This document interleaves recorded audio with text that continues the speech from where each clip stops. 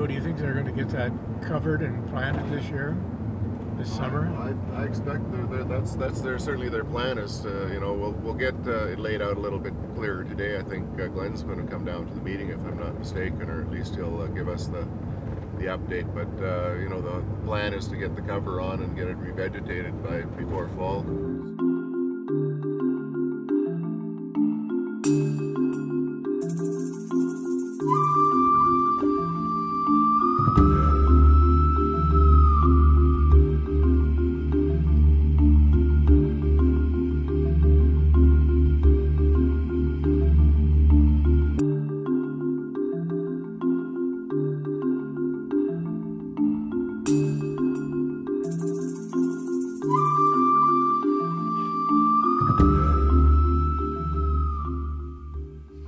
Yeah, so what you can see here is about 12.5 acres of geotextile membrane that's been installed over top of the old Mount Washington copper mine pit.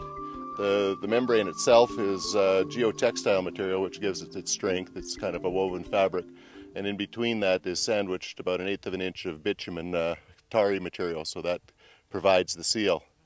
But to lay down the membrane, we had to essentially cover the entire site with a finer glacial till material, gravelly material, so that the membrane essentially had a nice flat bed to lie on, and all the steep areas, the high walls and those type of the pits had to be filled into a 2.5 to 1 slope. So there was a fair amount of the cover material, the till material that went underneath the membrane. Then the membrane is going on, and then over top of the whole membrane we're going to extend that same gravelly till material, and on top of that put about 15 centimeters of organic material to actually grow our reclamation crops in. So that would hopefully be done by this fall. That's the plan anyway, is to have the site seeded and hopefully greened up a little bit before the fall snow or the winter snow.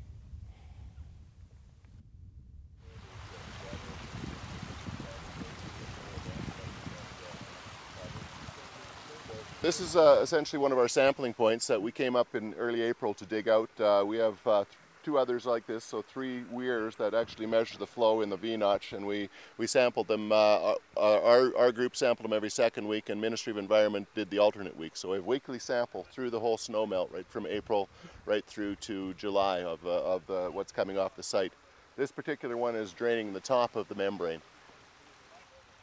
This is the underflow from the entire membrane. Underneath the membrane, in any of the old drainage channels that were underneath the membrane, drain rock was laid down and wrapped in what they call geotextile, a permeable material that doesn't allow the fine materials in, but so it keeps the drain open, and all that water drains to this point. So that's 12.5 acres of the groundwater. So there is still a little bit of groundwater, but it's very minimal compared to what it used to be.